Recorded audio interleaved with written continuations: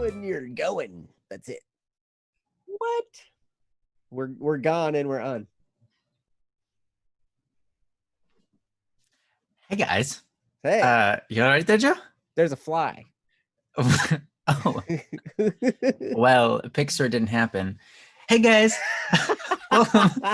Can we get a screenshot real fast? Yeah, get a screenshot of that fly up from me real quick. Or else you're just doing weird stuff in the air. I think you're exercising. You're like, I didn't get enough exercise today, so let me do the weird hand grabby stretchies. That was it. The hand grabby Mhm. stretchies. Yeah, I do that once in a It's while like too. a warm up. It's a thing. What were you thinking of doing when you grasped the fly? What was I thinking of doing? Yeah. Catching it, whispering, "Hey, go somewhere else," and letting it go. Okay. All right, good. Because you know how I am about that. I do, yeah. If you kill it, you eat it. That's the way it is. Right. I would too. That's the way it is with animals. That's the way it is with insects. Yeah. All right. Then you know I got it. All right. Good. Hey guys, welcome to Don't Fret Friday. It's a Don't Worry Wednesday, but it's the Friday version. But we do the same things. So except for we say Friday instead of Wednesday. Yes. That's the main difference. Instead of worry. Yeah. So this is the show where we talk about whatever issues are on your guys' mind, whatever's maybe stressing you out or giving you problems. We're we're not professional psychologists or psychiatrists or anything along that matter, but we do intend to be a good friend. A lot of times you guys know what to do with your problems. You just need some encouragement or a different perspective. Sometimes it helps just to put your problem out there, hear a couple people talk about it. Even if nothing they say helps, it gets your mind kind of moving, and then it goes like, oh yeah, and you come up with your own ideas of how to solve it, and it gets you more prepared to do so. So either way, we basically are just given from our experience in our own lives. There are certain things that we've not experienced, but there are a lot of things that we have experienced and failed at and learned how to do better. And that's why we're here, hopefully to get you through life without as many issues. So yeah, that's what this show is about. So if you have any problems or any issues, any worries in your life, feel free to post them in the chat. No one's going to judge you. You can also send us an email, just as Princess Yellow posted, at dww@bss.studio. If you'd like to remain anonymous, you can do it there. Or you can send us a message or put a topic, rather, on the website, bss.studio. So yeah, how you guys doing today? How you doing, Joe? I'm fantastic. How are you? I'm doing great. Thank you. You look really good. That black. Thank you. You too, man. Yeah. Jesse's saying something in my ear that I don't understand. Yeah. What are you saying, okay. Jesse? I'm Joe B. Oh, I thought it was cool. Ryan. Okay. Yep. All right. I am Joe B. You're Joe B. Hey, Lilia. It says on the screen. Oh, sorry. You're not Lilia. You're Joe C. I love you. So. Yes. So. Yeah. Today we've got with us. I guess I'm your host, Joe B. And then we also have Princess in the chat room. She's the chat hostess. We've got Jesse producing the show behind the scenes, and the star of the show, Joseph Anderson, or also known as Joe A, apparently, right below me. Yes. But my name tag says CDVNL, or you can call it CDVNL. CDVNL. CDVNL. Yeah. Yes. Which is just a random collection of letters, and come up with whatever you want to describe it. That's cool. But one of the cool things that I'm finding is that anytime I make a username for anything, if I do CDVNL, it's not taken. Yes. Nobody wants it. And I'm like, yes, I'll take it. Nice. Don't be getting any if it's CDVNL, it can be CAD, which is a word, Dad, which is a word, Vlad, which is a name, Nad, which is a part of a word, and Tad, which is a word. So I think that's the best one you can go. Perfect. Cad, Dad, Vlad, Dad, or Dad, whatever. Yes, I like CD vinyl because I'm kind of old school. I'm all like, I'm like a retrofit. Like. It's funny. Both of those things are now old school.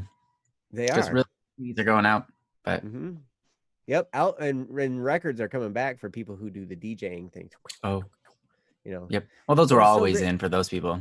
Oh yeah, it was awesome. I remember. I'll never forget. I got to jam one night. I ended up at this random jam session, and I was playing guitar, Mm-hmm. and there was just a group of us. We had a really good group, really good bass player. But my favorite was this guy who was spinning records. He was a DJ, right? And he just had this really janky setup. It was like this wasn't all that great, but boy did he have some skill. And he had this collection of records, and they were all like cartoon soundtracks from like the Nice. 70s and 80s. Nice. And so he was using all these sound effects from these old cartoons, and he sounded great. I was like, oh, this is so fun. Like, so I have a question. You know, like when so there's this classic cartoon sound, and I can't describe it, but it's usually when someone's running, but they're like trying to run, but they're just running in place and they're about to take off. It goes, and then okay, how do they make that sound? Like, what instrument is that? No idea. Probably a bongo or something. But it's like maybe like a high pitched weird bongo. Maybe one of those little Asian little drums with the two beads on the strings. You know those. Oh yeah. Okay. Perhaps. I don't know, man. It's such a weird sound. Yeah, definitely some type of percussion. I mean, it's amazing. Oh, what kind of sound effects they used to make there for that show? All like they didn't have like the technology to make up sound effects from like their computers with digital effects, really. So everything was really an actual instrument. It just they had so many weird sounds though. That's impressive. Yep. So yeah. Okay, how about you say how about what do you say about how about and let's get started with the show. Hey man, what's your opinion? What do you say about how about, and then tell me your opinion about that. Or let's just get started. Snorkel. See, I can say random words too. Okay, but can you say broomstick? Nope. Me neither. I can only say it once. You just did. I can only say it once. I don't even remember what I said. Wow. Okay. Well, this is how this show is gonna go. I can see we're off to a great start. Yep. Today we've got a backlog, and I'm gonna go ahead and read through the chat or read through the backlog and see if any of you are in the chat. Please write a message, say, "Hey, I'm here," or anything that you like. That specifically, like in quotes, anything that you like. Yeah, we'll get to your topic. And yeah, so let's just start there. So we've got John Doe, Man Left Behind, Eric Bodine, Caffrey, Mark Anthony, and Sparrow. So if any of you are in the chat, it'd be awesome if you could let us know. It looks like Sparrow is here. Yeah. Yeah. Ouch. Bruises on your elbow and knees. Well, at least you protected the kittens. Oh. Well, I'm assuming you did. I'm assuming you protected the kittens. You didn't like injure yourself and then also damage the kittens. I'm hoping. Oh, the kittens are okay. Okay. That's good.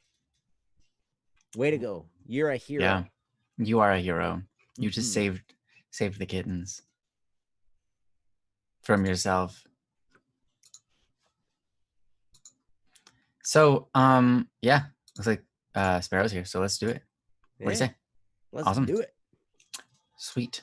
All right. Nice to see you, Steven. This is unfortunately, I don't think Princess will be able to read for us today because she's got company over and they're probably making noises. So instead, I shall read it for you. For me, for everyone. Feel free to click that link and read along with me so that you can take note of all the amount of times I mess up. So I want to see a scorecard at the end of this. A little out of practice, now the Princess has been doing this. Yeah, really, honestly. We've been reading the topics. On our own, so. All right, so this is called Passing Time by Sparrow, and it reads as follows. Sparrow is here. I used to be so happy summer started. But now I want I want school to come back. I'm trying to find some good pastimes, but still none found. I need some input. Sparrow has closed BSS.studio. You are the one who did that. Okay. I was Ah, wondering who closed BSS.studio. It was Sparrow. it was Sparrow. Yes, now we know. You jerk. I still love you though. Yeah. So yeah, interesting topic. Basically, looking for things and hobbies to pass your time. Now that summer started, it's kind of interesting. You just want to go back to school. And I kind of get it. Like, you know, at least there's something to do, right? You feel good because you're being active and you're doing something productive, even if it's forced. It's something, right? Um, so I get it. And also, you get to chill with your friends, so that's cool. Unfortunately, right now because of quarantine, I don't think there's much of that going on. Mhm. But of course, you know, now that you're stuck at home, what is there to do? It's a great question. Joe, you got any advice? Man, that's a really good question. One of the things I think I think today was my day to have the answers for the 3-step process on Double Cup of Joe show. And I think one of the things I was thankful for was that I'm never bored. Hmm. And that's because I always have like a bazillion things on my to-do list that aren't done yet. And there's always stuff that needs to be done. So it's a little bit like it's a little out of my mind frame to think of, oh, I got to find something to pass time because I've always got like 5 billion things to do.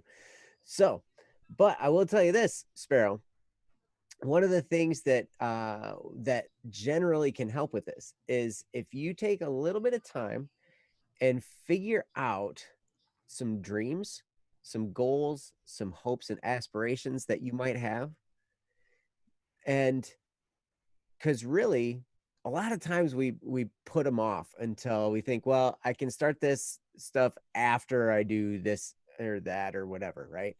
Like I remember thinking when I was in school, I was like, I can't wait to be done with school because then I can start, really doing what I want to do with my life, right? But right now it's just school. But then you hear all these stories about these kids that create big companies, and you hear about kids that do all kinds of stuff. So I think the biggest YouTube channel is a kid. The highest paid YouTube channel is some kid who demos toys. Mm-hmm.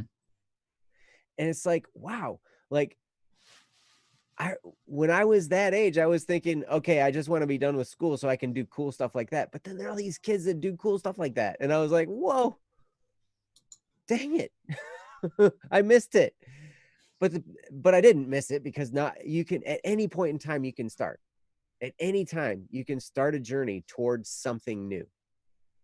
And so I don't know, I would just take a little bit of time and think, okay, what kinds of things do I want to be good at?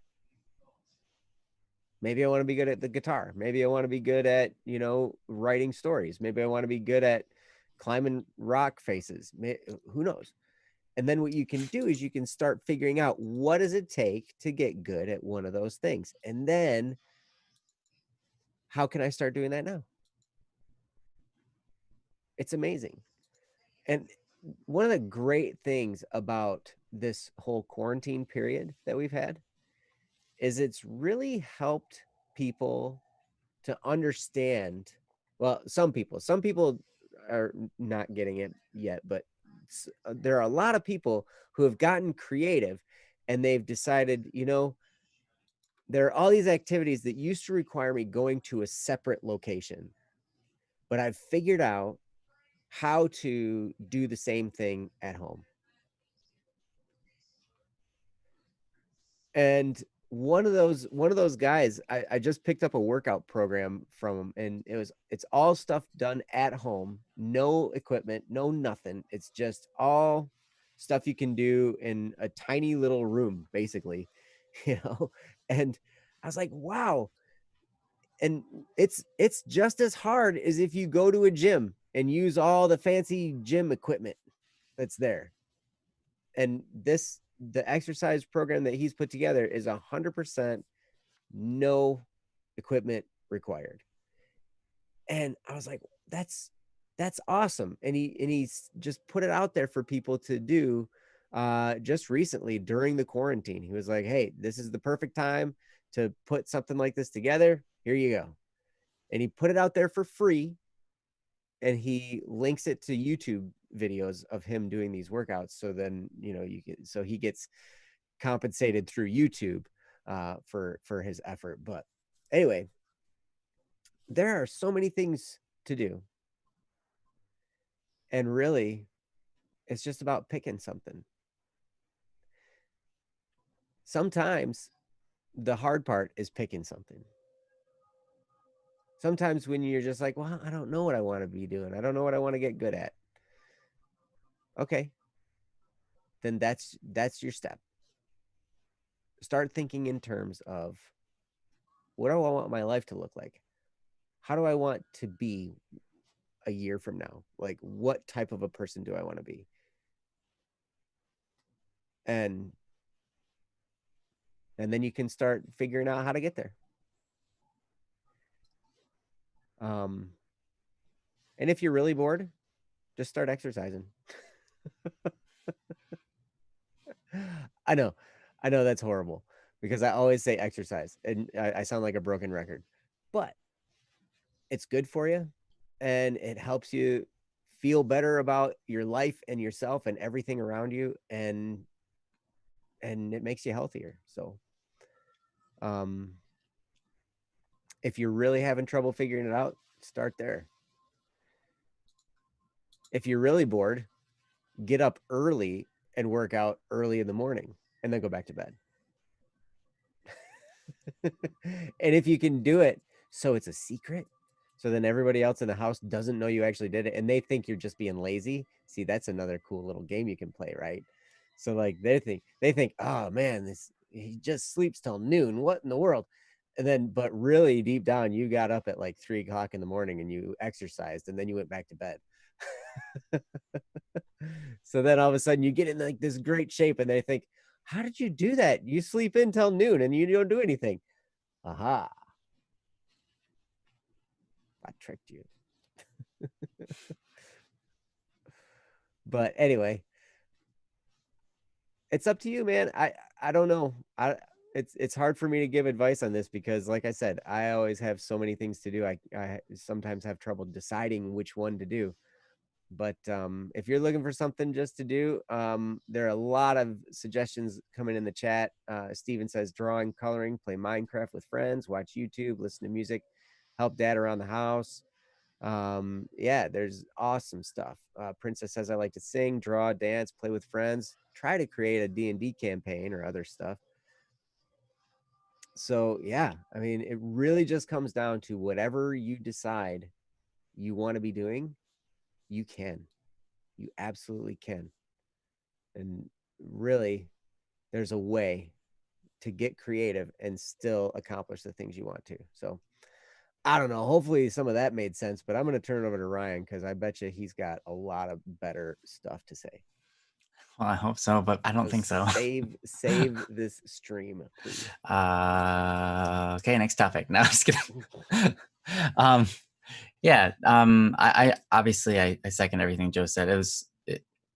Finding out what you want to do with your life can really help figure out what you want to do with every moment.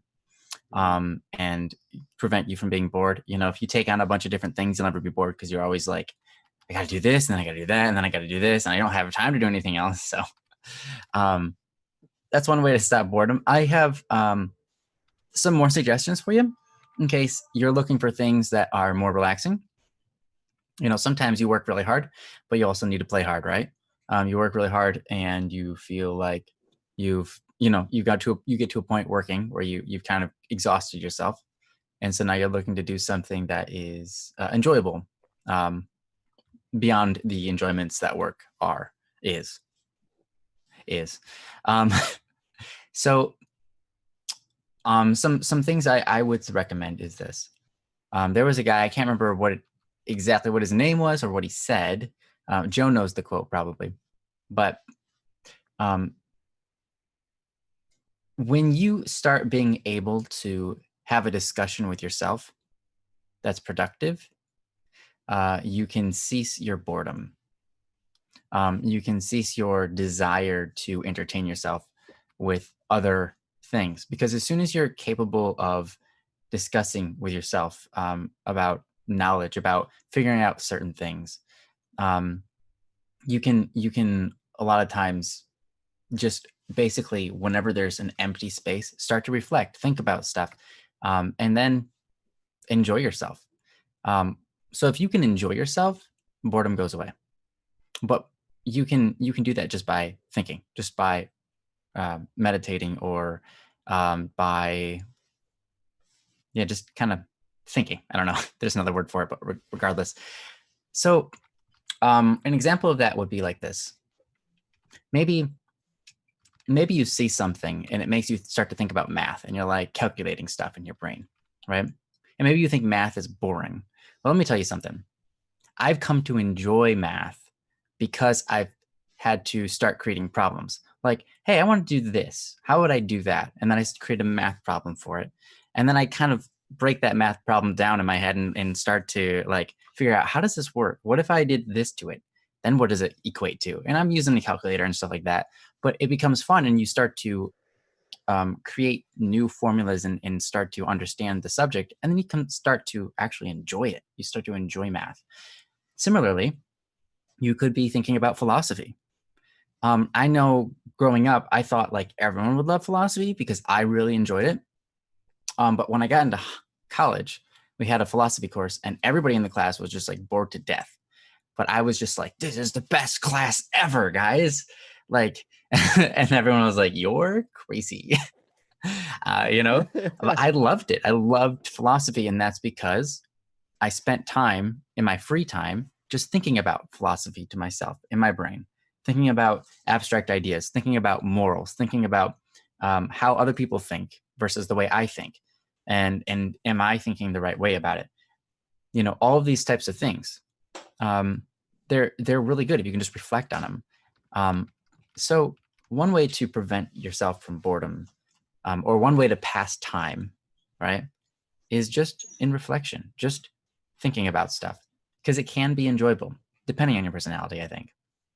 Now, of course, if you are working a lot and then you're like, man, I want to pass time to relax, then maybe relaxing involves spending time with people or just being alone by yourself, depending on your personality, once again.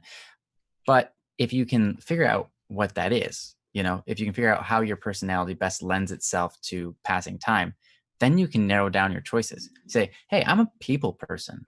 So what kind of things can I do with other people?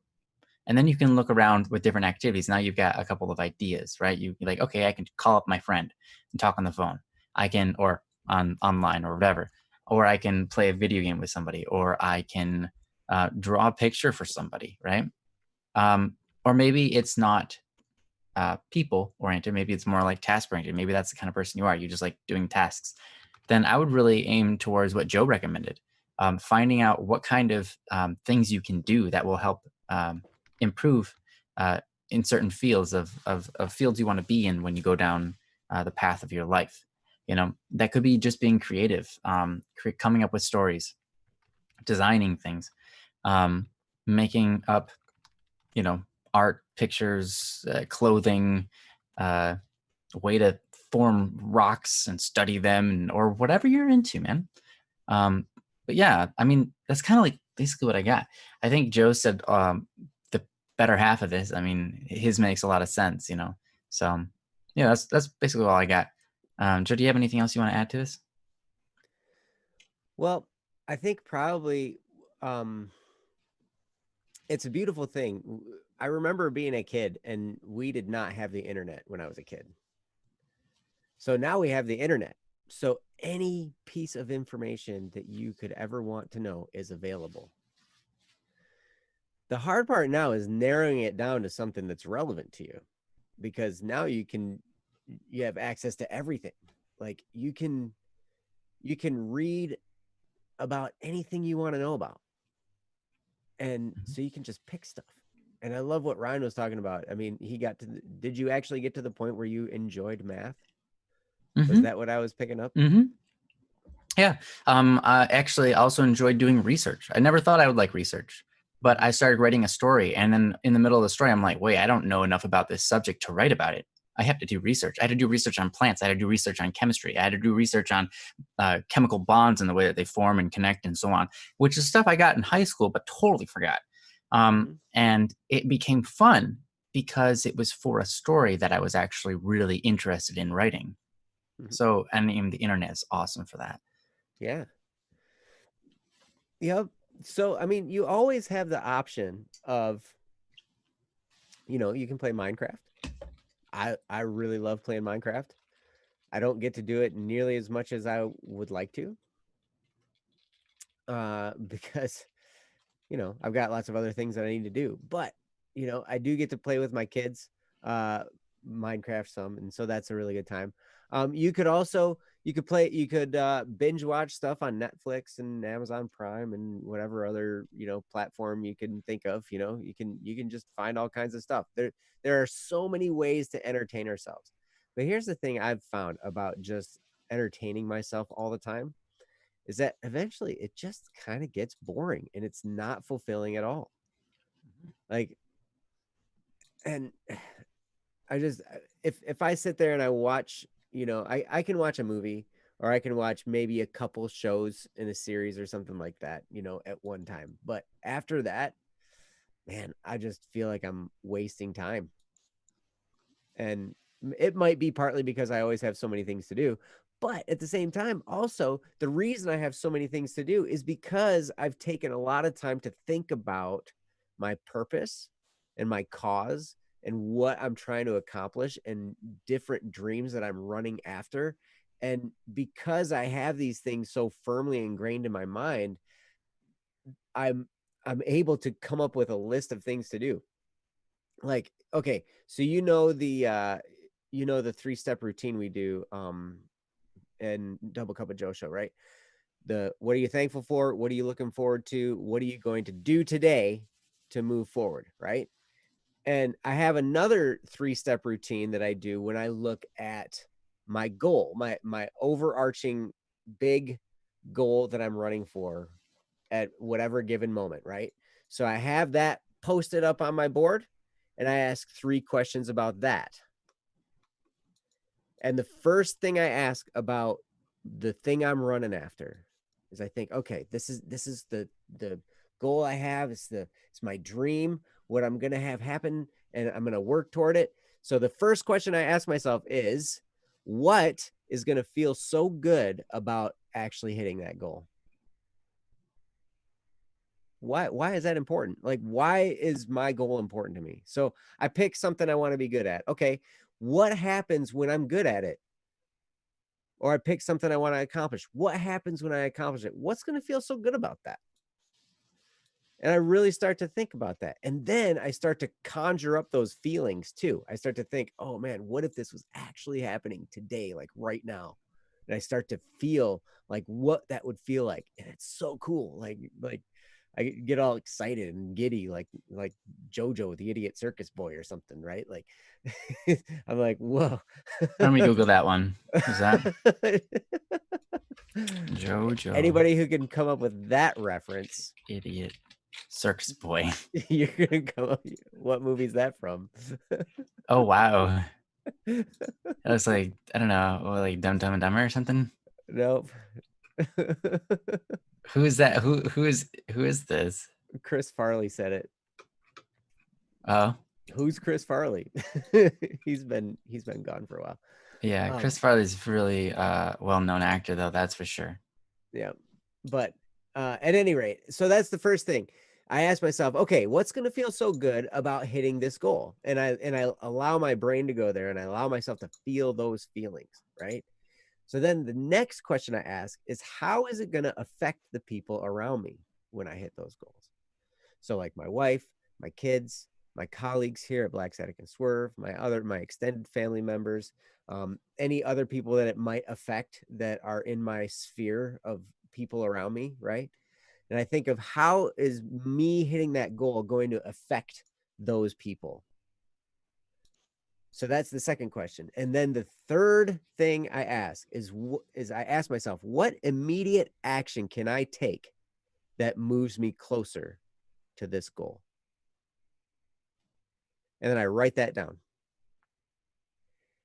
And I make it a different immediate action every day. Now, I don't always have the time to take that action each day. So I always have a list. Like every day, I'm putting down something I can do to move toward my goal. And every day, I'm not always finishing that thing that I'm doing, because sometimes things are complicated. Sometimes it takes, a few different things to put together in order to accomplish a task, right?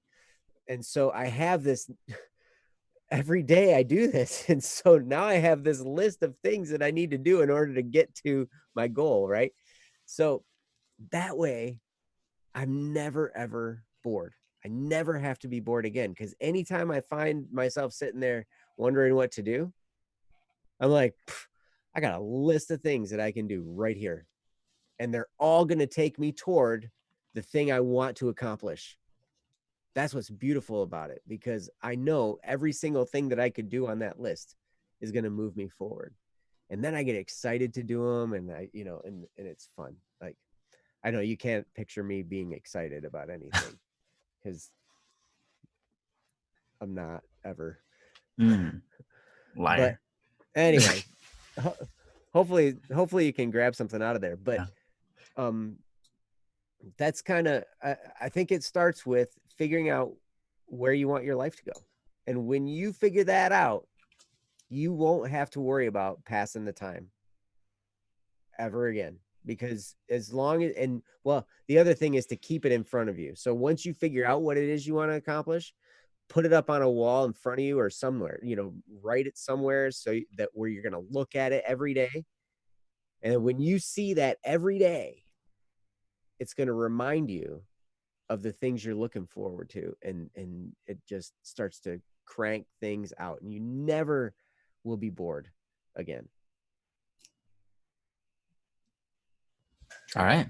See what happens. So anyway, Nice. Thanks, Joe. My good suggestions there. And definitely true. It's Steven good says, have thing. you It's a got good thing we bored have you when here. doing your list? Meaning like my list of things to do, I'm wondering. Or I guess, well, first of all, are you talking to me? Or was there I something in think the so. chat that I didn't see? No, I think it was directed at you. Okay. Have I gotten bored when I'm doing my list? Like when I'm actually doing some of the things? Yeah, actually, sometimes there are tasks on there that are really tedious and mundane and not fun. Those are my favorite. Oh, really? Okay, cool. Yeah. Those have always been my favorite. Even since I was a little Mundane. kid. Why? Because those Yeah. are moments where you do not have to think about what you're doing. Oh, And you can think about whatever you want. So it's playtime up in here while it's work time down here. It's great. So those are my favorite moments because I can be writing a song in my head while I am or singing or whistling or whatever. I can do, I could talk to somebody while doing it, right?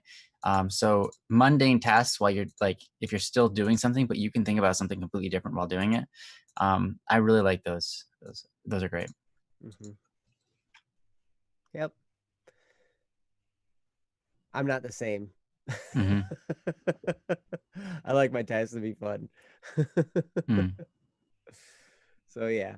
But sometimes, yeah, and here's the thing to remember. If you ever get bored when you're doing something on your list of things to do in order to get where you want to go, is go back and look at the thing you want.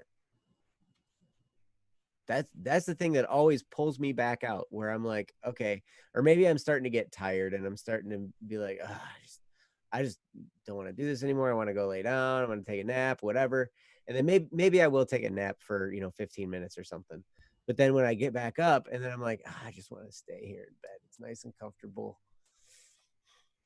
I just want to lay here and go back to sleep or whatever.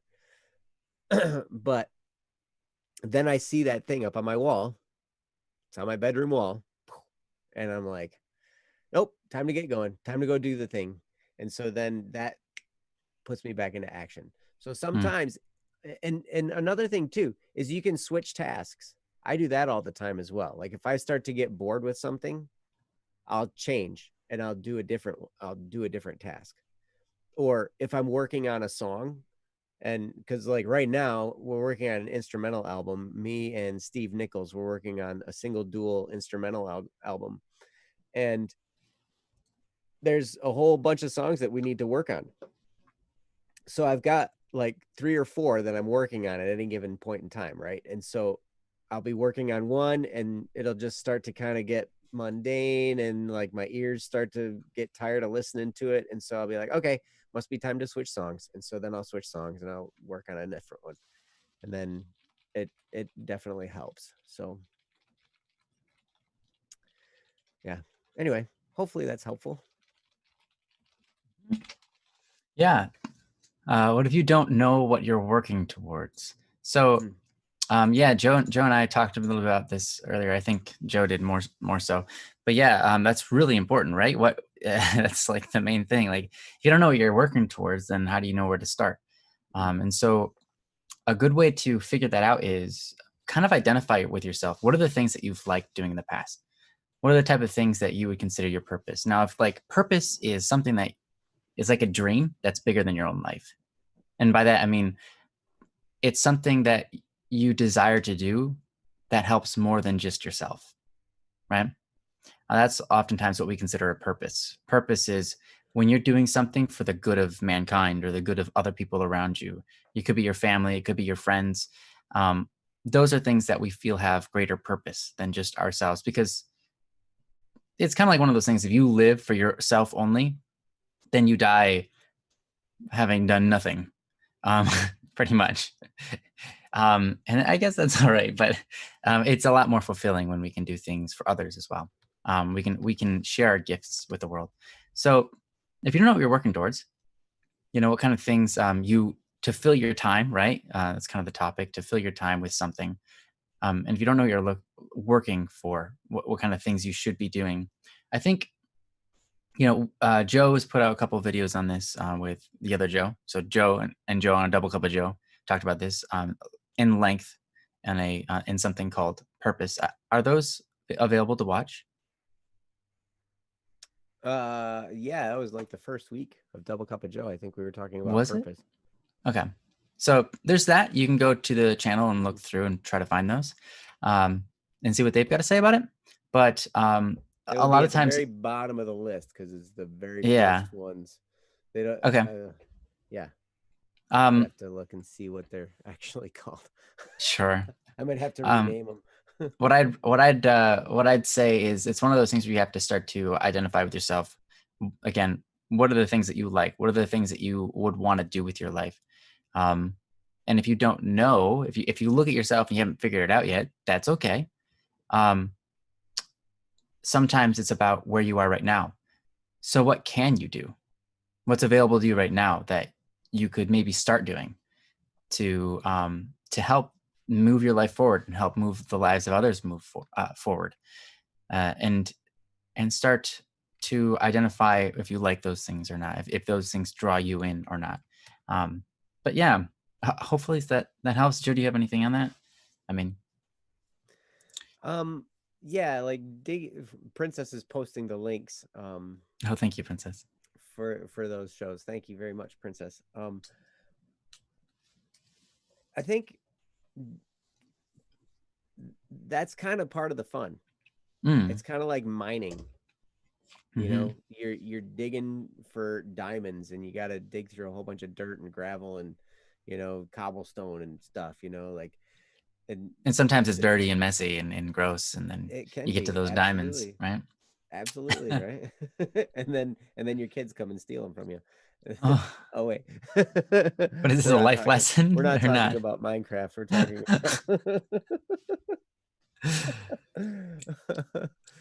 um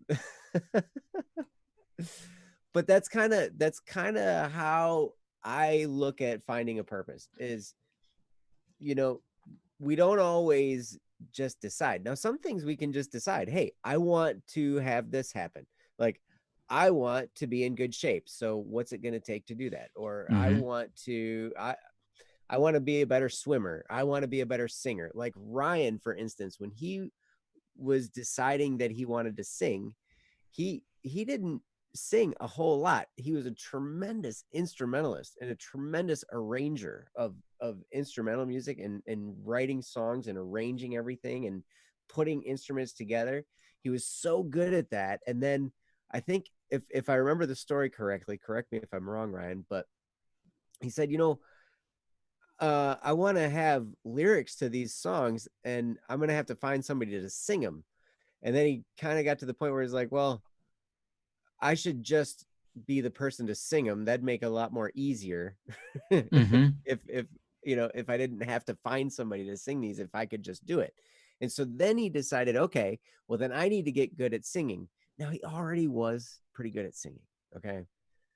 Now he took that Decent. time though, and he practiced and he practiced and he practiced and he practiced. And while he was driving, he sang like all the time Mm-hmm. and became who you hear now, who girls fawn over and everything. Oh, your voice is so amazing. It's like heaven, you know, and it's beautiful. Like I'm telling you, like he sings so well because of that time he practiced. But that was a decision he made based on necessity. He was like, okay, I'm going to create songs. I want these songs to have lyrics to them. I want these to be sung well. And so I guess I should just learn to sing well. Mm-hmm. And he did. And he proved that he could do it. He proved it to himself and he proved it to all of us. He proved it to the world. But you can totally do that too. And you can pick that. Now, when it comes to purpose, like your life purpose, I see that as kind of an assignment that we're given. And we don't fully choose it. We kind of choose it, but more we detect it. Right. I would say that's definitely true. Yeah, we start to think, oh my gosh, like there's this thing that really upsets me about the way the world is. Maybe it's my job to try and change that. That's a really great indicator. If there's something going on that upsets you in the world, then there's a good chance that you're here to help fix that problem.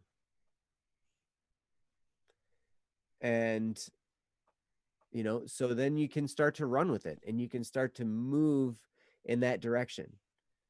For me, one of the things that upsets me the most is there's so much media that exists in the world that's negative and it's disempowering, and that I remember how it influenced me when I was younger, how it drove me into different states of mind that were either not productive or full of vice or whatever. And I didn't realize it at the time, but it was how I was programming myself with the media I was taking in that was having such a huge impact on me. And so that's one of the things that just started when I started to learn the impact that programming has on the way we think. That was when I was like, I need to be in media somehow, and I need to figure out how to get good messages through media. And that's kind of where it's led to us doing these shows. It's led to the music we create. It's led to all that kind of stuff. Ryan and I are kind of in this mission together. We found each other, which was kind of cool.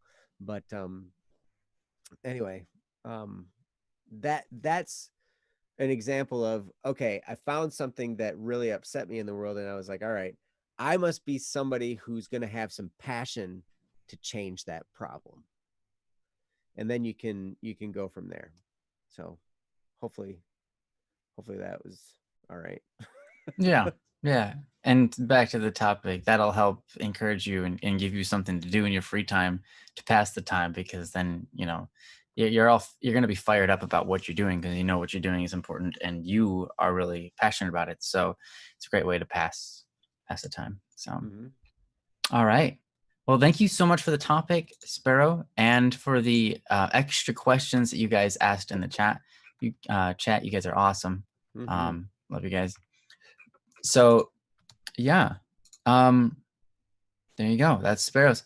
I'm we're actually kind of low here on again, or we're low here on these topics because we have them. We do the show 3 times a week, so it's getting to the point where we've almost run them all through. But We I'm want going to to. go through the list of names, and then if you're here, say it. And if no one's here, we'll pick a topic and do it. Yeah. Yeah. All right. Yeah. So John Doe, Man Left Behind, Eric Bodine, Caffrey, and Mark Anthony. If any of you guys are here, I kind of doubt it, but it's a possibility. We will do yours. But you know what? In the meantime, why don't we just do what John Doe's motivation? Okay. You Yeah, want to do that one? that sounds good. Okay. It's probably in line with the topic we were just talking about. So that's probably a good segue, whatever. Mm-hmm. Yeah. So Princess posted in the chat for you guys. So if you want to read along, you can go ahead and do that with me. This topic is by John Doe. It's titled Motivation, and it reads as follows.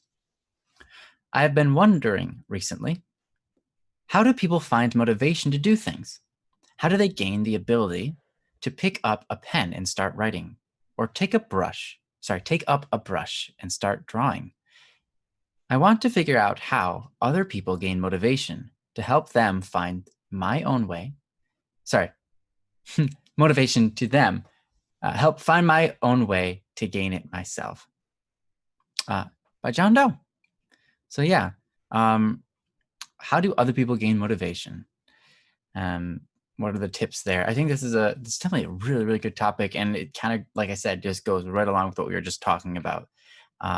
Motivation is one of those things that a lot of times, now we've talked about this before on this show, but a lot of times it has to do with what are you interested in, what are you excited to do, and sometimes you're not really excited about anything. You're not really interested in anything, right? And so then during those times, how do you motivate yourself to do the things you need to do, or how do you motivate yourself to start thinking of stuff you should be doing? Because you don't want to just waste your life away and be bored with yourself because you're not doing anything. I mean, that happens, right? So this is a great topic, and it goes right along with the last one. So, Joe, I'm going to give it to you. What have you got to say? Well, there are a few different levels of motivation. And I was actually just thinking about this today.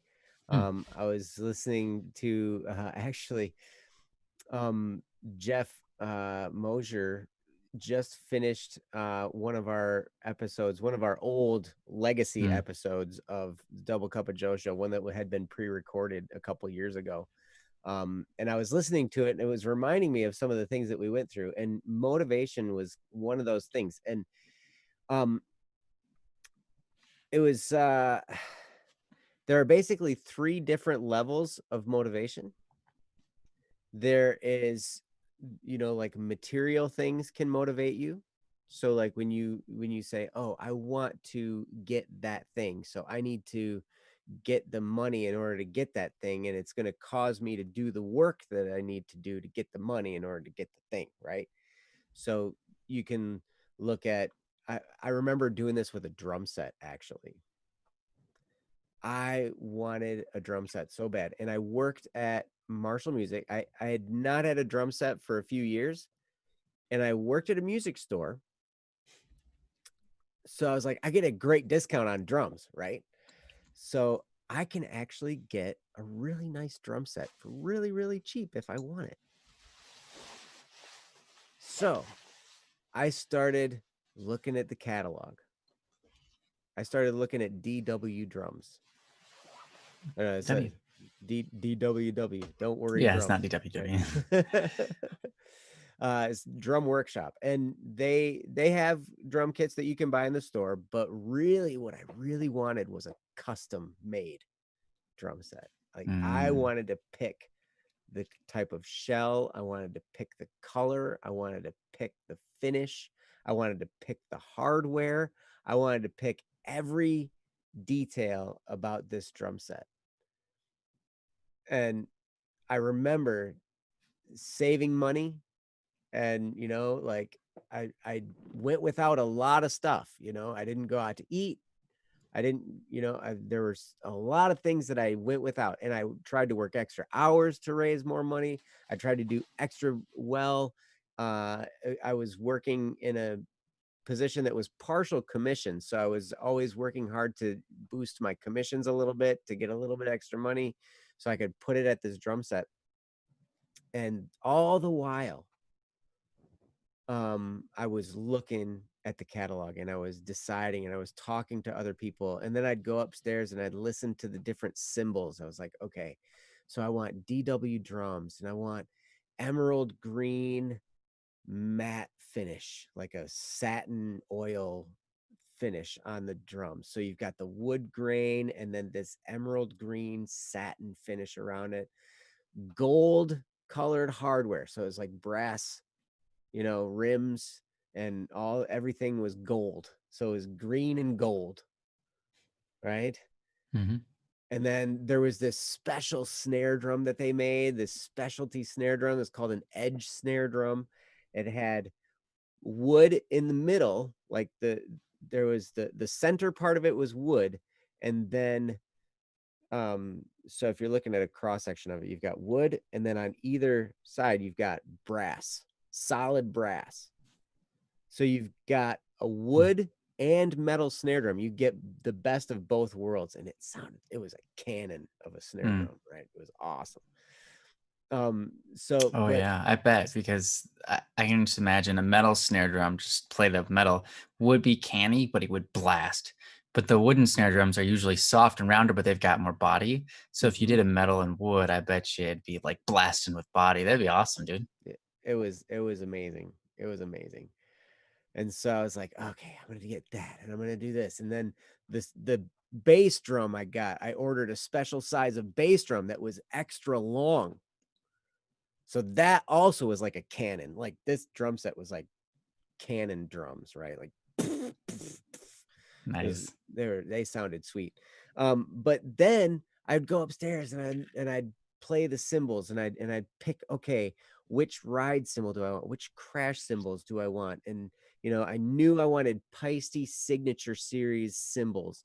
And I was like, all right, I wanted this crash, I wanted a fast crash over here, a full crash over here. I want, different aspects, right? And I know some of this might not make a whole lot of sense, but these are all these details that I started to think about. And if you're running after a material motivator, then that's how you do it. You start thinking of all the little details and you start thinking exactly how you're going to want it.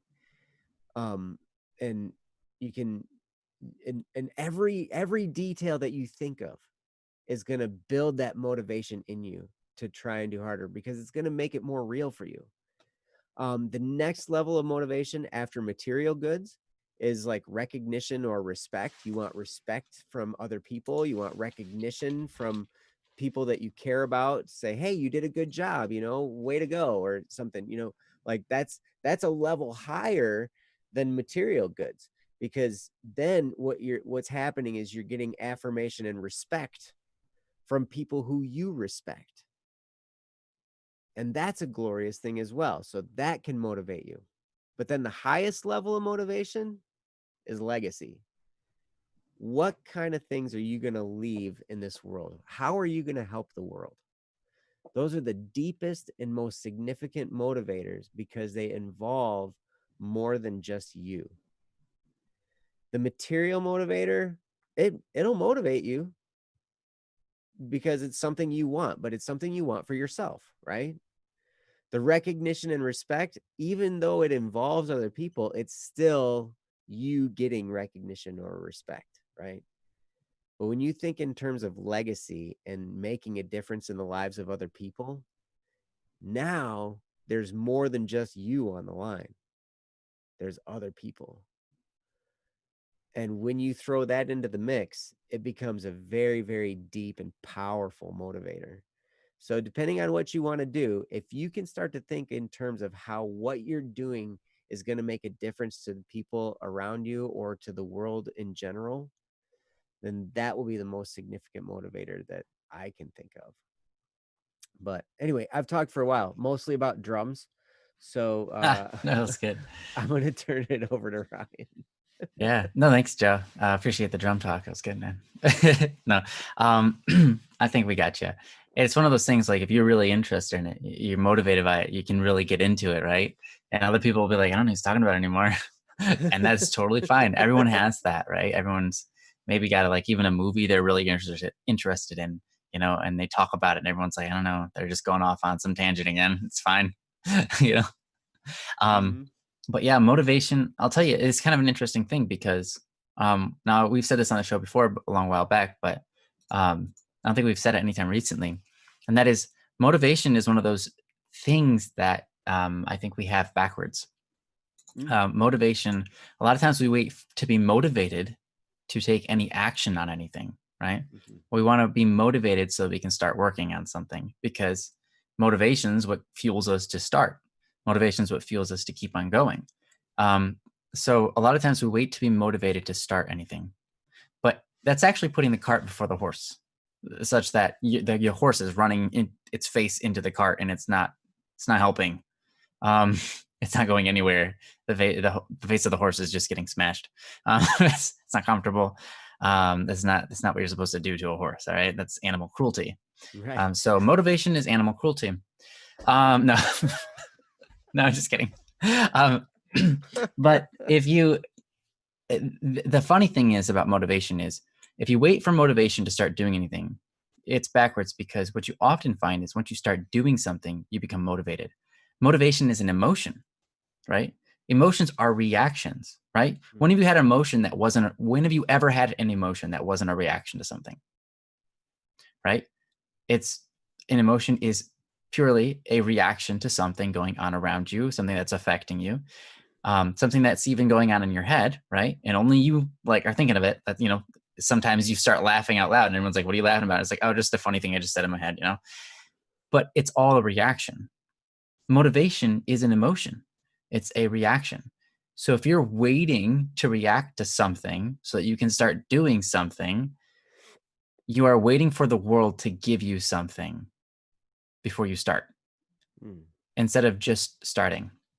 So you're relying on the world you're relying on the unknown to give you that strength to move forward. When a lot of times, like I've said just previously, if you start working on something, you'll become motivated to continue because you'll still start to see where it's going. You'll start to see its potential, and you'll start thinking about, oh, I could take this here, I could take it there, and you'll get motivated by doing that, right? So oftentimes the action provides the motivation to take the action, right? Um, but sometimes it doesn't. Sometimes it doesn't.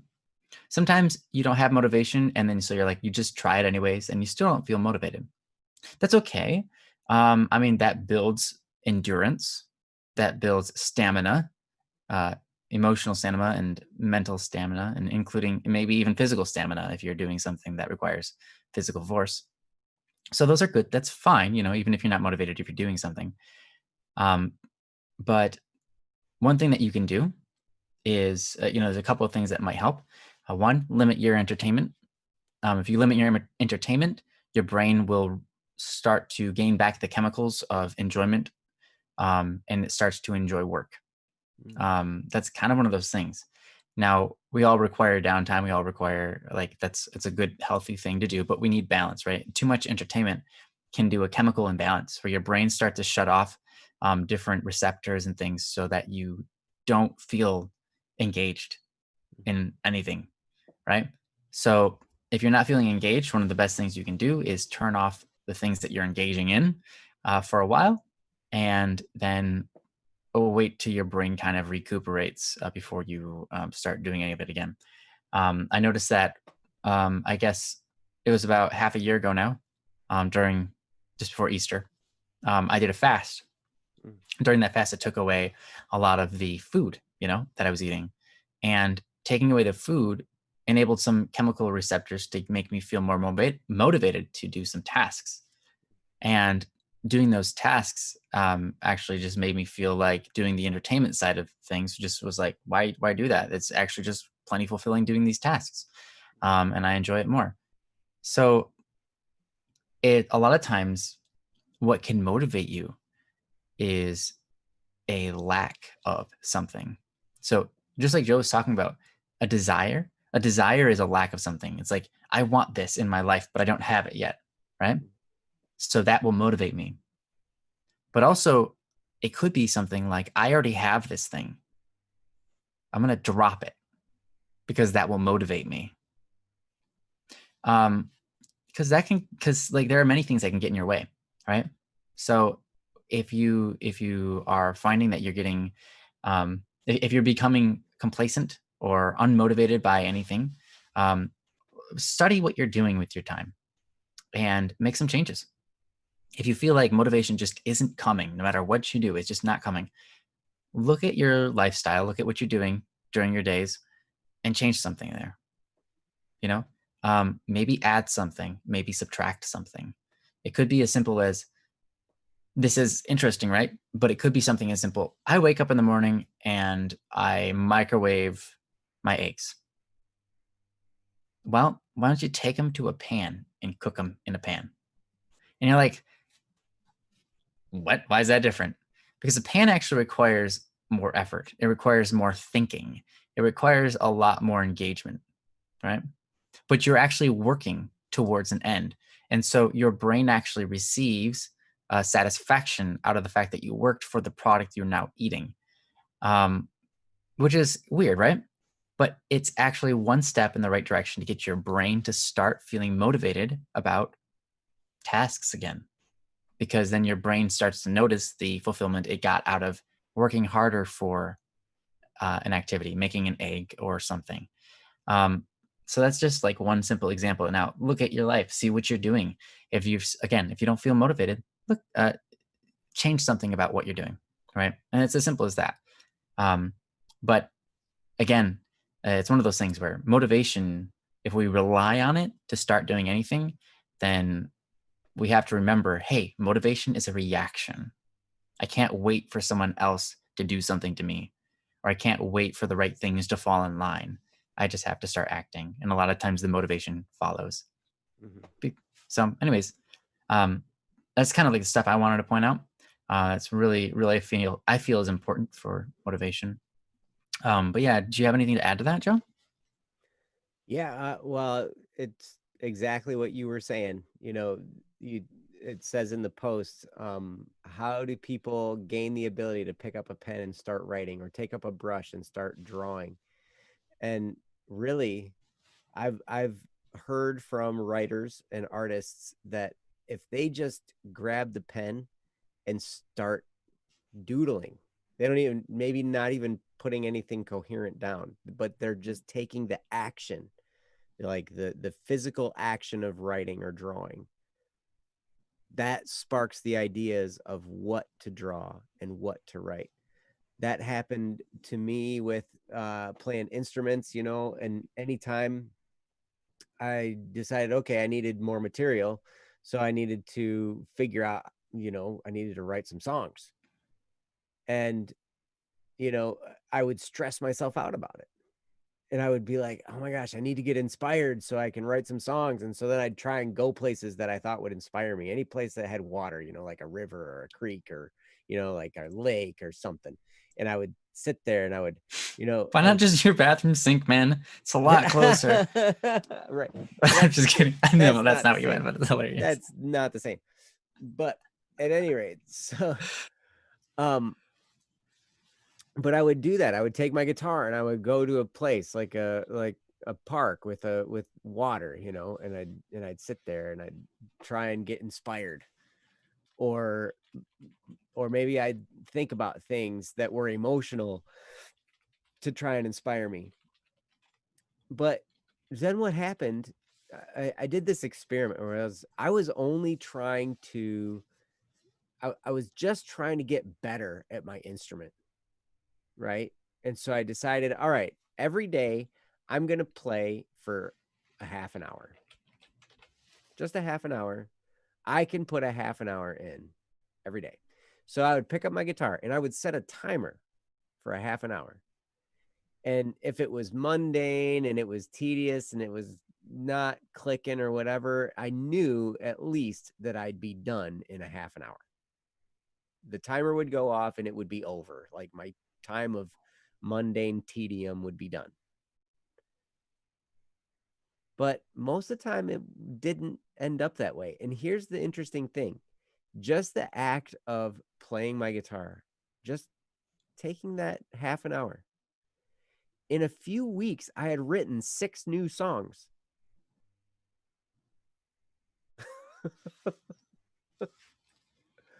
And I wasn't even trying. Like, I wasn't getting myself inspired. I wasn't doing anything. I was just doing like Ryan just talked about, taking the action, just doing it.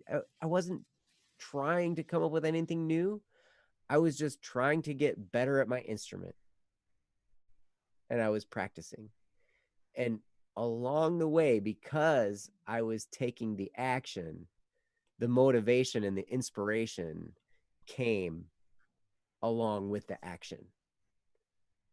You know, so I love that point that Ryan was making, because it's so true. They go hand in hand. You know, the activity goes hand in hand with the inspiration for the activity.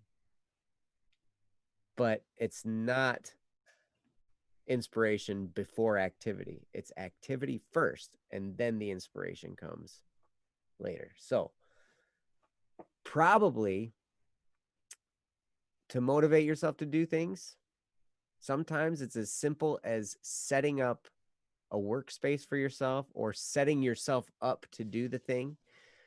I know some people, like, maybe before quarantine, they were making a commitment to go to the gym, right? And so what they would do every day, because they were going to go to the gym after work or before work or whatever, right? They would just take their gym clothes and their bag and their shoes and everything, and they would put it all in the bag and they set it next to the door to go outside. So then all they had to do was grab their gym bag as they were going out the door. And that one little step was enough to get them to go to the gym. So sometimes it's just setting things up. If you need to be writing and you're going to be writing with a pen and a paper, then just on your desk, clear a spot, put some paper and a pen down, and then go do some stuff. And then when you come back, there it is. It's sitting right there. And it's available for you. And it's real easy then to just sit down and start taking the action.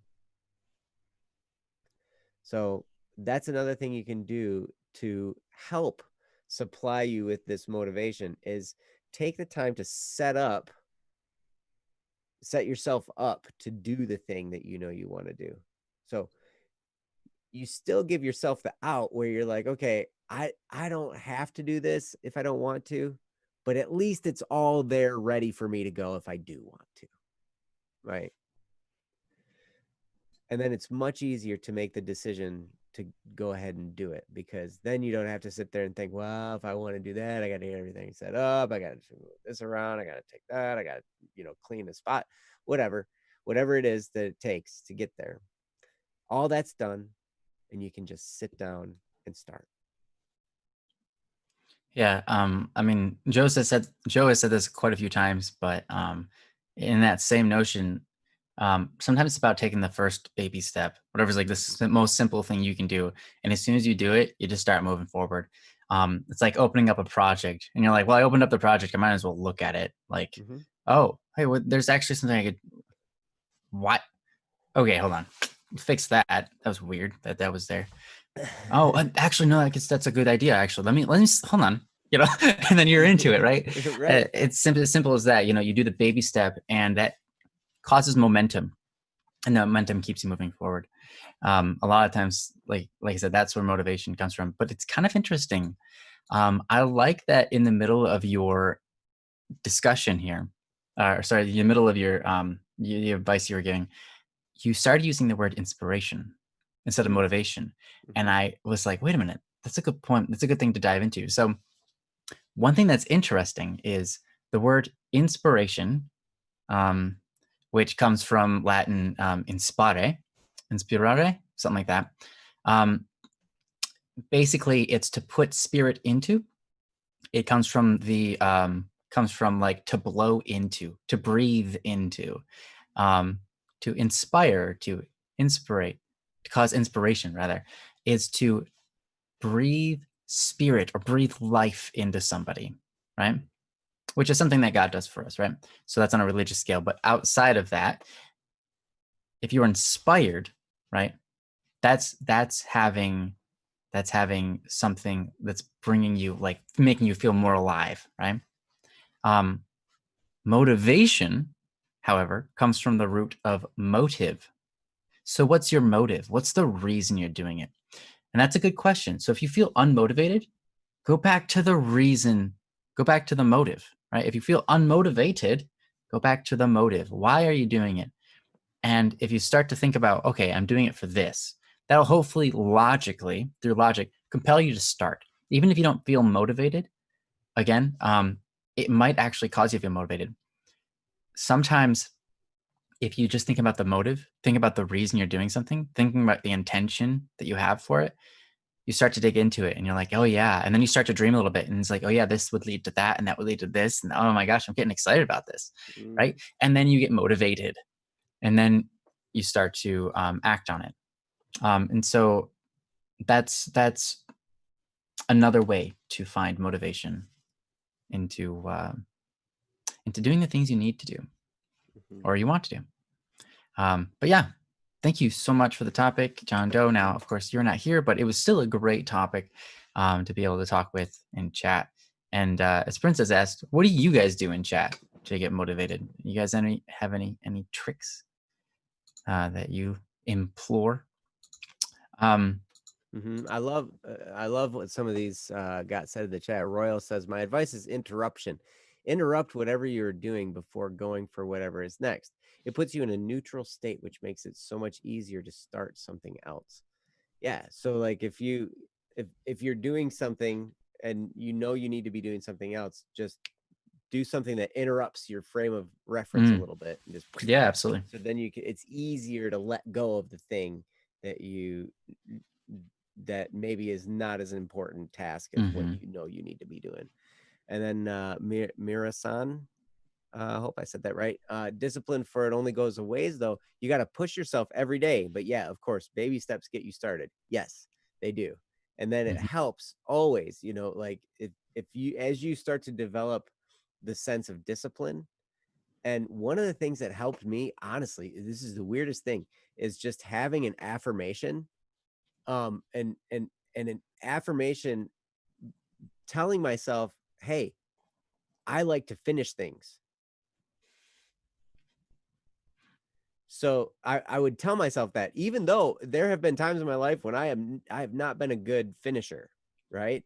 So I couldn't really say to myself, I'm a finisher, because I wasn't being one at the time. And I knew I would be lying to myself, right? So that doesn't help.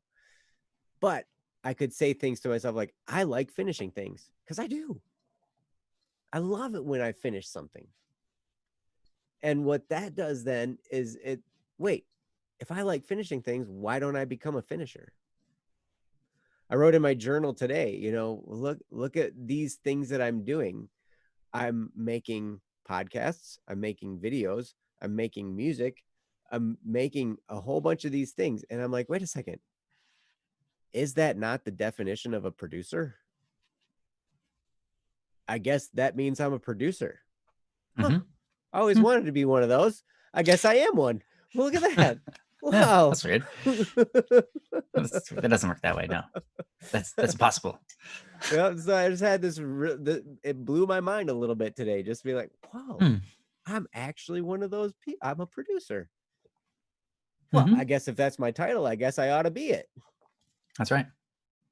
Let's go get to work. Now people ask what you are, you can be like, I'm a producer.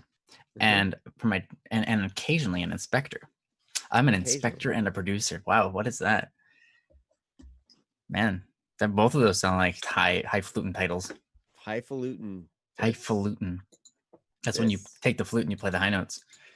A highfalutin and a highfalutin flute is a piccolo. That's right. And they get mad when you whistle behind them. Oh yeah, because they're trying to tune. They can't tell the difference between your whistle and their piccolos. Yes. Ins producer. I like it. Ins producer. Nice. It's better than a produce specter because then it sounds like you're inspecting produce. Yeah, that's. Although ins producer sounds like you produce inspiration and others, which sounds fantastic. I'm an ins producer. Ins producer. Sorry, did you just make up a word? That's the comment you want when people. That's exactly what you want to hear. I'm sorry, did you just make up a word about what you are? I did not make it up. A person named Halmarock Hero made it up, and yeah, it's genius. That's right. Bam. No, you're a loser. Okay. Anyways, no.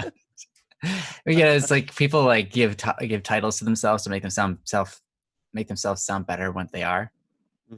Like if you work, well, there's nothing wrong with this. I work this job. You worked at a fast food joint. Instead of calling yourself like a, I don't know, like a fast food cooker, you just call yourself a chef. Yeah. Hey, what are you? I'm chef. I'm a chef. Nice. That's awesome. Work at the Taco Bell. Yeah. Well, I can't really disclose that information, but I'll tell you, I do make a lot of tacos. They're pretty good. We get a lot of customers. We get a lot of customers, and I make a lot of more than any other restaurant in the area. Was it? I gotta ask you, was the sour cream caulk gun fun to use? Oh yeah, it was actually. That was probably one of the best parts of the job. The sour cream and the guac guns. Yeah, man. Yeah, it's great. It was awesome. I remember always watching people back there, like with those, and I'm like, oh, that looked like such a fun thing to do. You get good at it. You start to learn the pressure of your finger, and so that you can do it so you just hold it horizontal to the taco and you squirt it, and the whole thing comes out, and it lines perfectly in there. Wow. So rather than taking your time and really going slow with it, you just go, and it's like, and it's perfect. But it took some time to get there, probably. Yeah. Mm-hmm. Time and well, if you do it 100 times a day, every day, you get quick. It doesn't take too long. Yeah. I'm sorry, Stephen. Go grab a bite to eat, man. But yeah. So thank you guys for the topic. It was actually a lot of fun. Motivation is an interesting thing, and it's a psychological thing. So to me, I like that kind of stuff. It's fun. But yeah, thanks for the topic. And thanks for the great replies, guys. I actually read them all. You guys have some really good ways of getting motivated in comments about it. You guys are very wise yourselves. So yes, it's very cool to see. So we got enough time for another one more topic here. If anyone wants us to talk about anything specifically, not pacifically, but specifically, please say so now. Or else I'm going to do perhaps the next one on this list that was from February. February? Yeah, February. Or February. February. Oh my. We have gone there. Yeah, February. Gamer pyramids. Not Doritos. Not Doritos. You don't want to talk. You don't want us to talk about Doritos. Joe loves Doritos. I love Doritos. I'm not eating Doritos right now, though. Oh no. Why not? Because Igor Voitenko says, "Oh, you must. If you have the goal of fitness, you have to give up sugar. You have to not eat the sugar. You have to not eat wheat product. And you have to not eat the fast food. Now that includes foods that are fast, like chips." I 100% agree with that. Huh? But I can do like a no sugar, no fat diet. And I've done it before.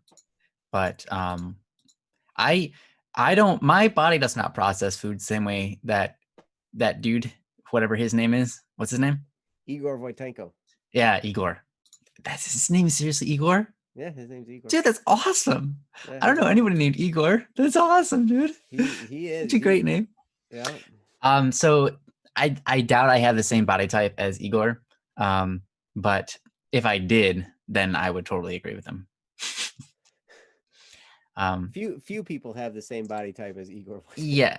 There you go. Few people Dude's have the same ripped, body type man. as me, but yes, that's a great statement too. Few people have the same body type as you. Few Hmm. people have the same body type as me. We're all unique individuals. Yeah, we are all unique. But I was just saying my body processes sugars and fats differently than most other people. Um, and that's why I think that I would be fine. So here's the thing. I know that it would be bad to start eating fast foods and stuff like that. I don't. I don't like them. I don't want to. My brother has a similar body type to me, and my brother started eating McDonald's or fast food every single day when he was doing inspections, and he got a bit of a belly on him, and it hasn't gone away for years now. And during that time, I was also doing inspections, but I wasn't eating fast food. I was eating I went to the deli at the grocery store and got sandwiches, or I just wouldn't eat, or I would eat literally just straight up. What do they call that? Um, Coffee. no, you don't eat coffee. Well, you can eat coffee beans. Yeah, I Coffee would. grounds, man. Coffee grounds are great. Oh yeah, actually, I do like them, and I like them straight. I don't even need anything on them. I'll just eat them bitter. They're great. And I'm not joking about that. I'll eat 100% chocolate too. I like it. I like the bitterness. But probiotics, like probiotic yogurt, and just Oh get a yeah. giant jug of Kefir, Mm-hmm. and I love it. It's great. But yeah. So during that time, he gained weight and I didn't, and I'm like, yeah, fast food is not good for you. That'll totally mess your body up. Um, I'm convinced that it messes your body up. Like that stuff's bad. Yeah. There is some truth in that. Yeah. I don't know. I'm not a fan of it anyways, so I don't have that temptation, which is cool. Yeah. Yep. I've actually successfully replaced chips with carrots and celery. Really? Yep. Congratulations, man. That's awesome. Yep. I've always enjoyed healthy food. It just makes me feel better. So it went from it started with the chips and then it went to pork rinds. Okay, I remember Which that. those are really good. And then progressed to now carrots and celery, which hey, they're good. Mm-hmm. And I feel better about eating them. Oh man.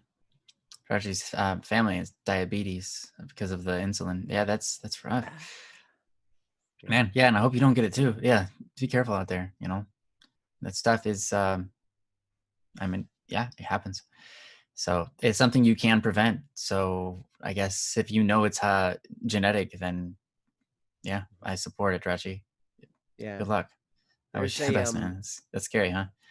yeah, I mean, obviously without knowing your particular situation, I'm not a doctor either, but I do know uh depending on whether it's type 1 diabetes or type 2 diabetes, type 1 is one that it just it's inherent in your system, right? But type 2 kind of comes as a result of long term eating habits as well as some genetic stuff and everything too, right?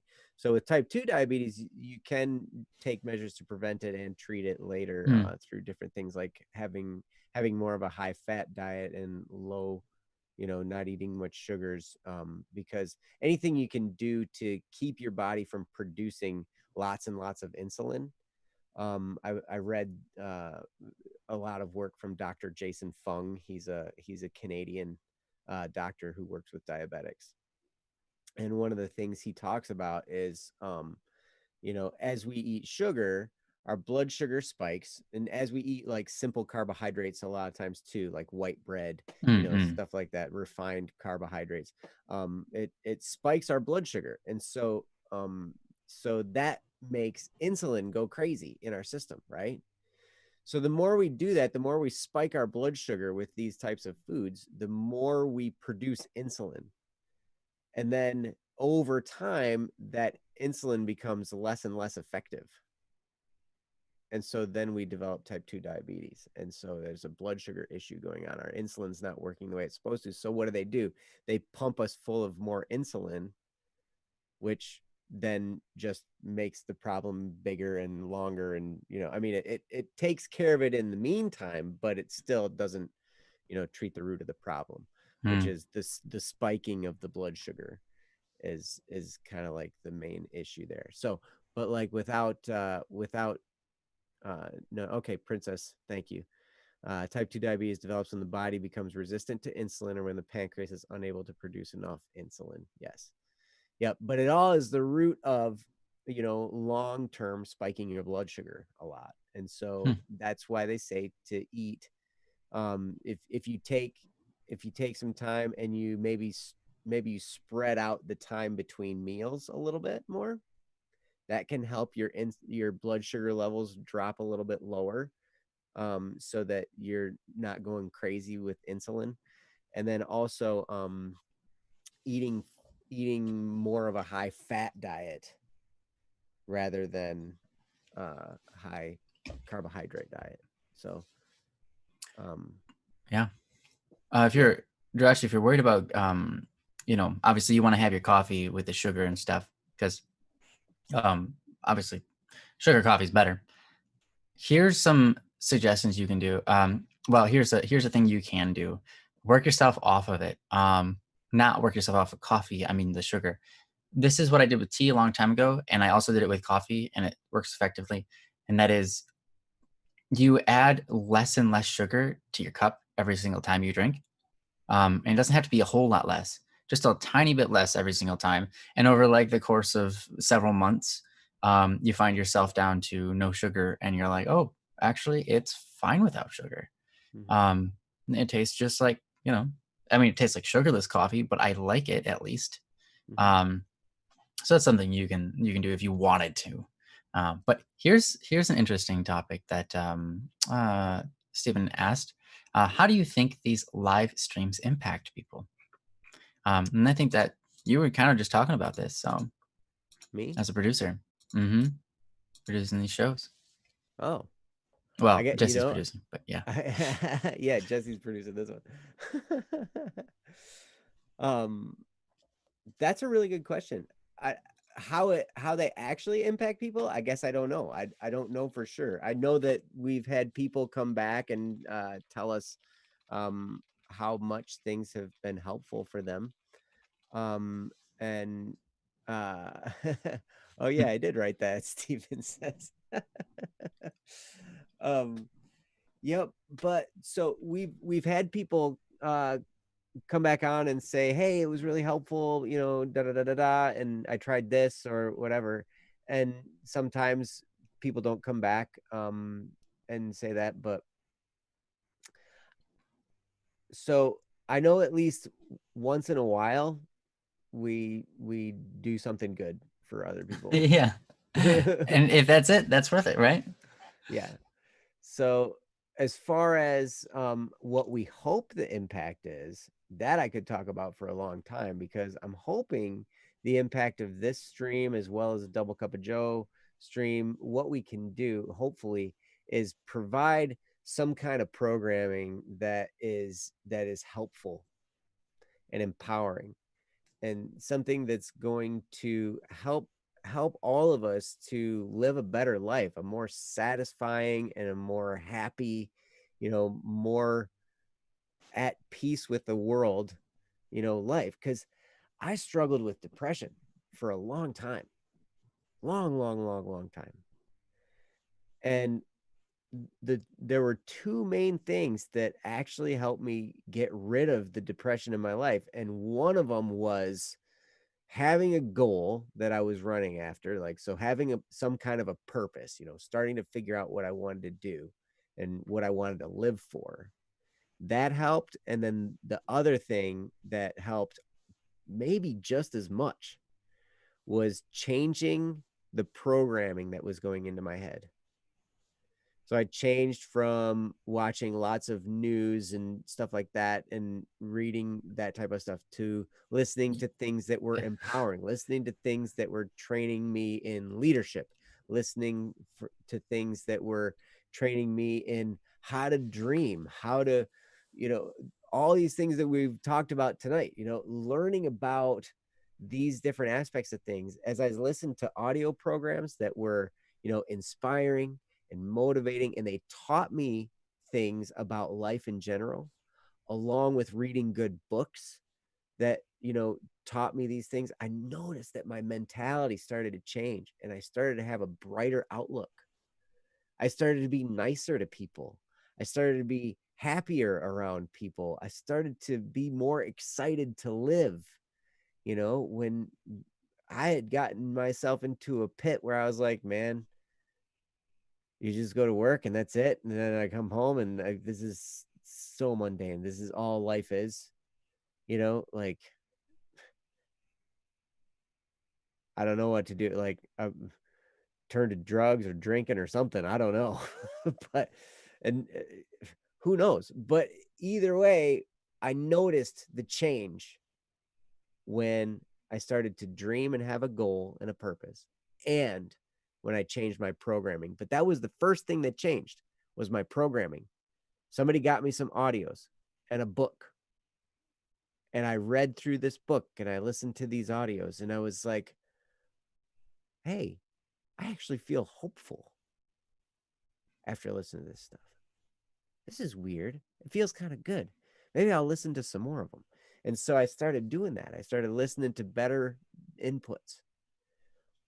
And so that's mainly what I hope is happening in these streams. Anybody who comes across one of these shows, I hope that for however long they listen, for however, you know, maybe they're just here for a few minutes, I hope they hear something that, you know, helps them out in some way, gives them a little bit of a brighter programming, something that's going to help their mind, something that's going to help them feel better about their life. And that's really, hopefully, what we're accomplishing with the streams. But Ryan, what do you got? Yeah, I mean, my story is a lot the same as Joe's. I think the whole reason the whole reason um, I began writing music like as a profession was because Joe pointed out so clearly that what you listen to changes the way you think, you know, and we can use what we do with our time. We can use that power to help people. We can program people, right? And it's funny because it's like, isn't that really manipulative? Well, more manipulative or just as manipulative is the loose cannon. You know, the person who writes music, who puts on shows, who isn't thinking about the impact they're having. Mm-hmm. And they're just putting stuff out that might be entertaining and it might make people laugh, but ultimately it makes them have a worse life, because then it changes the way they think about the world, the way that they think about themselves, changes the way that they perceive many things, and it could cause them to, you know, have depressing thoughts or become depressed. Um, and so, while they say like music is a way to get out your emotions, you know, it's like a it's like a release. I think a lot of times that sort of release is almost wrong if it doesn't have a resolve that's worth sharing. If you're sharing your pain with others, there's nothing wrong with that, right? But if you're sharing your pain with others in order to make more pain in the world, right? That's there's something wrong with that. Um, right? Like that doesn't that sound evil? Like it is evil. But it's not evil because I wouldn't say it is evil because the people that are doing that don't know that's what they're doing, right? But regardless, whatever we do, whatever we produce with our time, whatever we create into the world, we're manipulating the world around us. Mm-hmm. And so, with that knowledge, why not do something that hopefully spreads hope, spreads joy, um, spreads wisdom? You know, I think that's important. Um, so, how does the show impact people? I mean, it's the same thing as like I noticed the same thing in my life. I was listening to the audio tapes and things like that that Joe was talking about, um, and just being around the right kind of people, and it really helped um, change the way that I thought about the world. It changed my perspectives, and it empowered me to be more powerful in my life. And that sounds strange, but it's true. When I started to get more of a positive message in my life, I started to notice I became stronger in my head, stronger inside, to be able to choose right from wrong better, to be able to choose a happier life, to be able to choose, like, hey, you know what? I can go this direction with my life, and that is where I'm going to go. That's where I want to go. Or I can go this direction with my life, and let's not, you know. um, and so having that positive reinforcement on a daily basis is really important, really crucial. It especially if you're forced to take negative influence or negative media in, you know, you're around parents or you're around siblings or whatever that are constantly feeding in negative messages, right? It could be someone leaves the TV on, right? And it's the news, and the news is just all sappy and sad and gross, right? Mhm. And because the news thrives on bad information, right? Because that's where they get all the people watching their stuff from. You know, it interests people. Like, did you hear about this? And it's like, oh no, that sounds scary. Let's watch it. Let's see if I'm affected, Mhm. right? That's what the news thrives on. And so I think there needs to be an equal amount, if not more, of the opposite in the world. Mhm. You know, people aren't necessarily as drawn to it, but it's a lot more impactful than that kind of stuff, right? At least positively impactful. Um, you know, I don't know how the show affects people. I hope it affects people well. Just like Saigo said, or Royal, just like Royal said, it's one of the things you don't know how much you've affected anyone ever, Mhm. unless it's revealed to you on death. But nothing really even says that it is. There's that weird, like, there's that. I don't know where this comes from, but there's that, I won't call it a myth, but belief that when you die, you'll learn everything, and you'll know everything, and you'll understand the effects you had and everything. Um, I'm not sure. There could be a degree of truth to that. There is something written about the effect or the good that you do will be rewarded you, you know, and perhaps the impact you make will be given you as knowledge. But I don't know. Um, I don't mind either way. All I know is I can do my best to try to impact people in a positive way, because I mean, the better life other people have, the better life I'm going to have, Mhm. because they're going to treat me better if I treat them well. They're going to have more respect if I respect them. They're going to be happier when I'm around them if I give them that as my gift. If I try my best to teach them that happiness, right? So, um, yeah, I think that the show does a good job at what it's there for. I think there's lots of places we can improve. There always are. Um, but you know, there have been many times where people have come and said, like, oh, you know, this really helped me, you know, this, you guys changed my life, and that kind of thing, and that's really awesome to hear. And I hope that continues. I hope we continue to hear those things from new people, and that we can get more people in on this so that we can have more people enjoy the fruits that can come from positive media. But Mhm. yeah, that's what I got to say on it. Pretty much to the same effect that Joe did. Did you have anything you wanted to add to it? Well, yeah, I'm appreciating some of the things you guys are saying in the chat. I think that's really cool, and it's insightful for me to read what how it impacts you guys. You know, Drachi says I usually like the streams give me new views on thoughts that I had that I didn't see before. They may not always solve problems, but they help to understand parts of it, and this understanding can help to solve the problem by finding new ways to think about it. Hmm, Yeah, and I think that that's that's so true. Yeah. huge. I know that's helped Hmm. me a ton of times when I just hear somebody talk a different perspective about, you know, a topic when I'm like, oh, wait, I didn't think of that before. And then all of a sudden now I understand something and I'm able to solve a certain problem because I have a new perspective. It totally Uh, makes a difference. yeah, there's so many times when I listen to somebody talking about like a positive way of looking at something, and then my mind wanders off, and I'm not even listening to them for like a half an hour, and I Hmm. come back in, and I'm like, what are they talking about? Right. Because I just went on my own journey and solved like 4 of my problems that I've been having for the last year. and now I'm back here listening. But thank you for that one line that you said. That probably wasn't even about what I just thought about, but Mhm. because we're talking about productivity and getting through problems, your brain starts to move that, that the wheels there, and starts to problem solve better. It's really cool. Yeah. I love when that happens. But anyway, sorry to interrupt. No, that's fine. I didn't have a whole lot. I did want to ask, do you guys think like we've been talking about taking these shows and making them into podcasts again? Does that seem like, I mean, Hmm. does that seem like something that might be a good idea to you guys there in the chat? I mean, since we're on the topic of, the show and what kind of impact it's having on people, and you guys are Hmm. chiming in. So, Yeah. we've talked about doing that, and maybe taking some of these topics, editing them out and releasing, try and making like a actual video that's not a stream, and then also a podcast. Because we were thinking that might help to reach a wider audience. Sometimes streams reach kind of a narrow subset of Hmm. people, Hmm.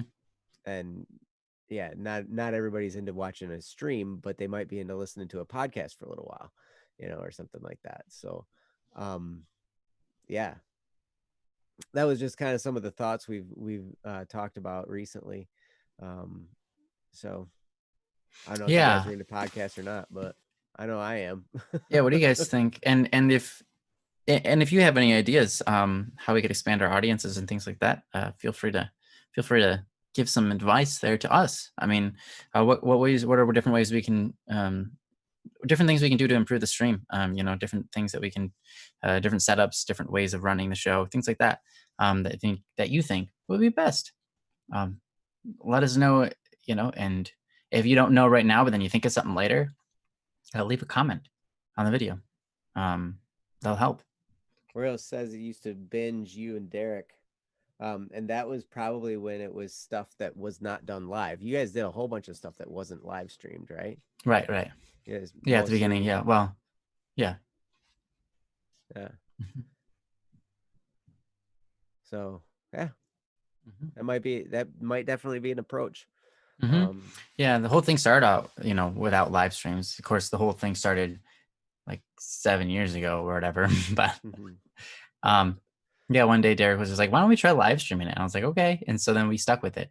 Um, and there's always a possibility of going back. And I think that we could release, like you were just talking about, segments of the shows as we were doing them as videos. That way we can do both, right? Mhm. Yeah. I think it'd be cool to take to have a live stream where we're recording the podcast, but we're recording it live, and so then so we have both elements there, right? So we're making a Mhm. podcast, but we also have an audience to that's there, anybody who wants to come and be a part of us creating the podcast. I think that'd be really cool. Yeah. Yeah, like a stream highlight. Yep.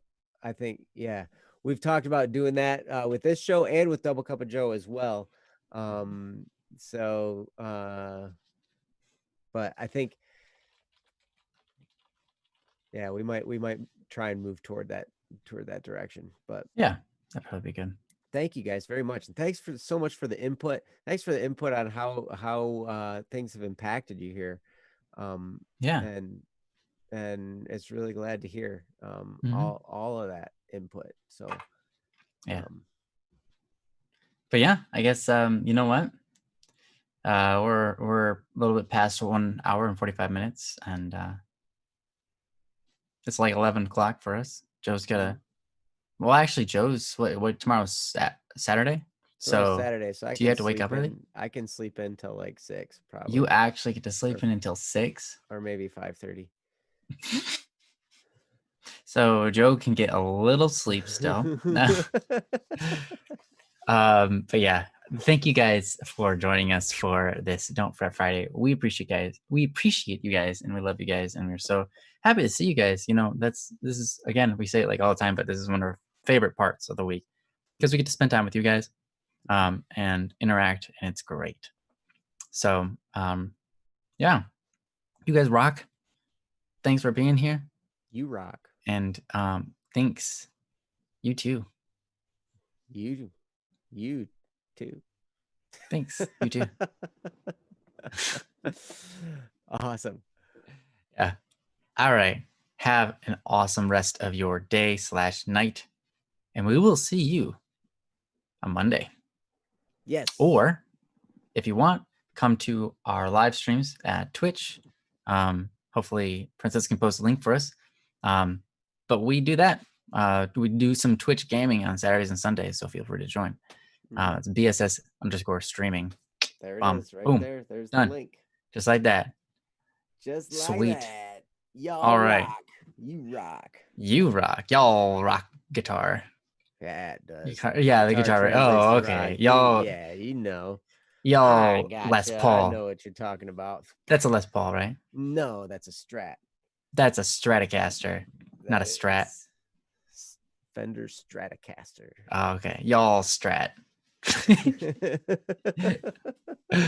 That's strat is short for strategy, so that's okay. Well, anyways, see you guys later. Have a blessed rest of your life, and we will hope to see you soon. All right. Yes. Bye, guys. Love you guys. Have a good night.